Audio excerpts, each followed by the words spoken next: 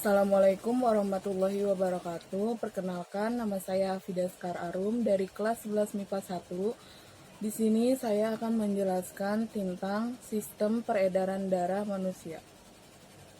Sistem peredaran darah manusia atau sistem kardiovaskuler adalah suatu sistem yang berfungsi untuk mengedarkan atau memindahkan zat dari dan ke sel-sel tubuh. Di sistem peredaran darah manusia ini ada yang namanya sistem transportasi. Sistem transportasi itu ada 3, yaitu darah, jantung, dan pembuluh darah. Nah, di sistem transportasi ini ada 3 kan, darah, jantung, dan pembuluh darah. Sekarang kita bakal jelasin tentang darah. Darah itu mempunyai 2 komponen, yaitu plasma darah dan sel-sel darah.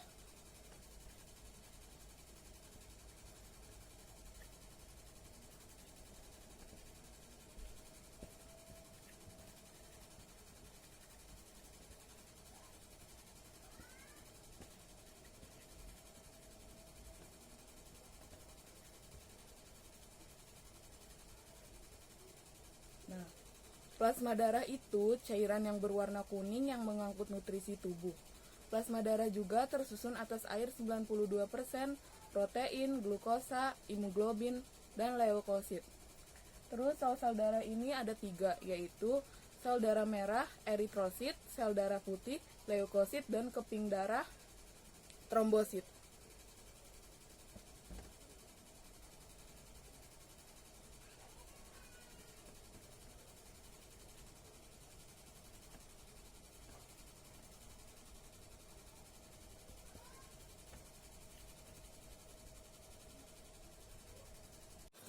Nah, sel darah merah atau eritrosit, mengapa dia berwarna merah? Karena dia mengandung pigmen hemoglobin, dan dia juga berfungsi mengikat karbon dioksida dan oksigen.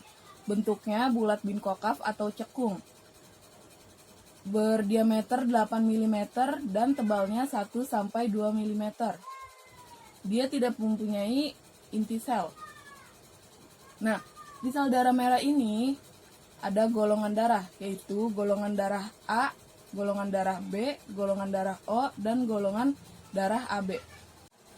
Lalu juga ada sel darah putih.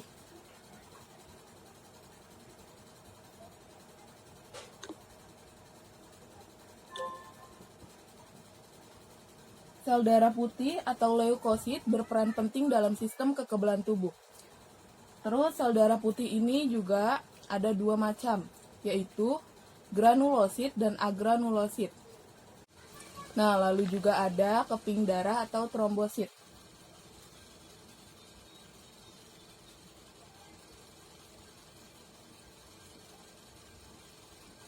Keping darah ini atau trombosit berfungsi dalam pembekuan darah. Nah, di sistem pembekuan darah ini kita bakal menjelaskan sistem proses pembekuan darah.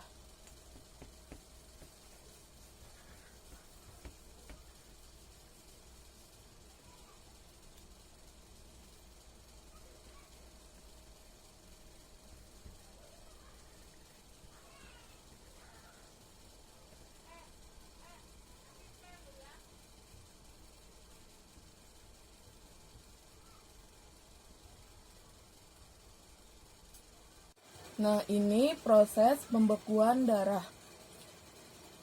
Skemanya, trombosit pecah, mengeluarkan trombokinase, lalu berubah menjadi antihemofilia lagi berubah menjadi protombin,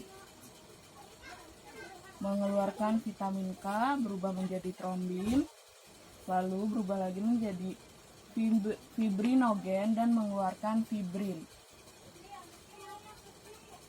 Nah, di sistem transportasi yang kedua itu ada jantung. Jantung itu berfungsi untuk memompa darah ke seluruh tubuh. Jantung manusia memiliki 4 ruang, yaitu serambi kanan, serambi kiri, bilik kanan, bilik kiri. Sebelah kanan jantung manusia itu berisi darah kotor, mengandung kaya akan karbon dioksida. Jantung sebelah kiri berisi darah bersih, mengandung oksigen. Lalu sistem transportasi yang ketiga yaitu pembuluh darah.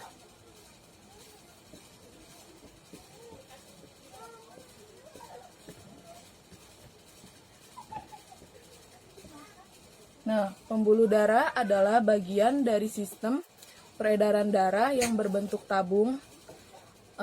Dia juga menjadi saluran tempat mengalirnya darah ke seluruh tubuh. Pembuluh darah juga ada 3 bagian, yaitu arteri, vena, dan kapiler. Arteri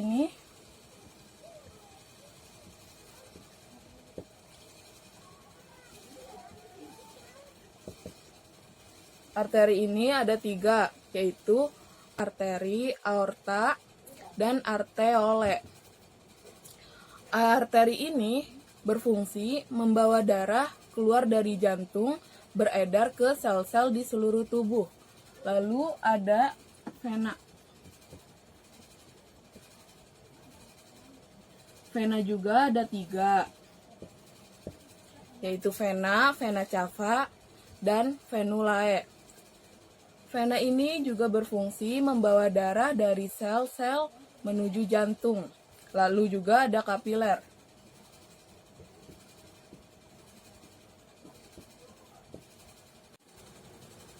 Nah, kapiler itu pembuluh yang terdapat di seluruh jaringan atau sel tempat terjadinya pertukaran zat antara darah dan secara difusi. Nah, darah juga mempunyai 3 tekanan.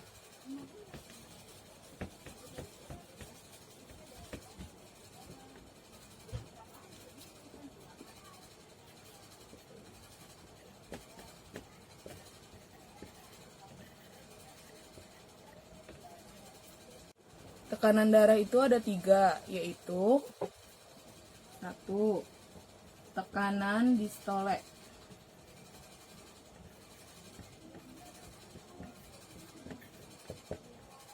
Tekanan distole ini tekanan darah rendah.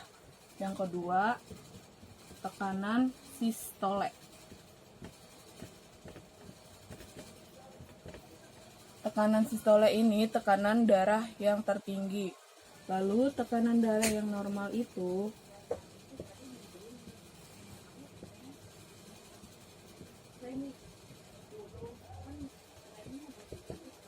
120/80 mm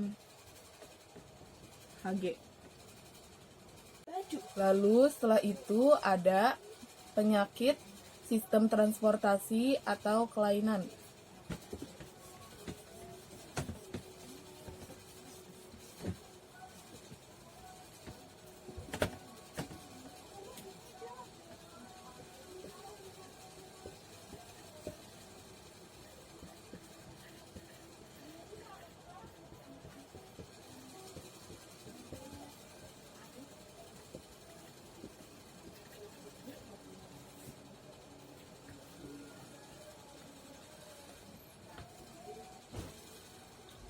Yang pertama ada hemofilia.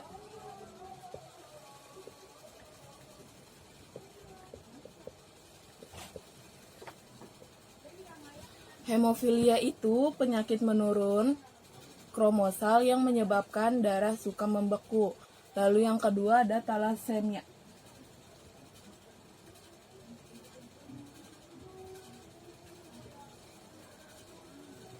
Talasemia itu penyakit menurun yang menyebabkan kelainan pada eritrosit yang berakibat sel tersebut mudah rusak atau rapuh. Terus yang kedua anemia. Yang ketiga anemia.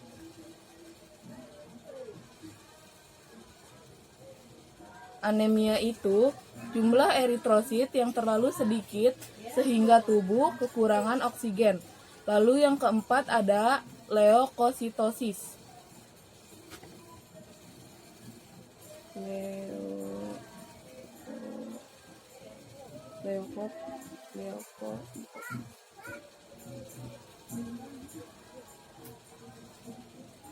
Leukositosis ini jumlah leukosit yang terlalu banyak Yang kelima ada leukopenia.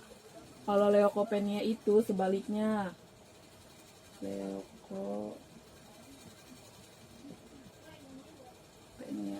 Jumlah leukosit yang terlalu sedikit. Lalu yang keenam ada hipertensi.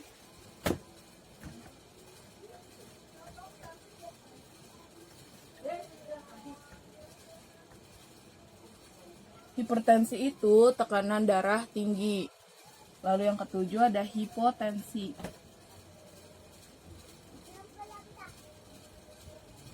Tekanan darah rendah.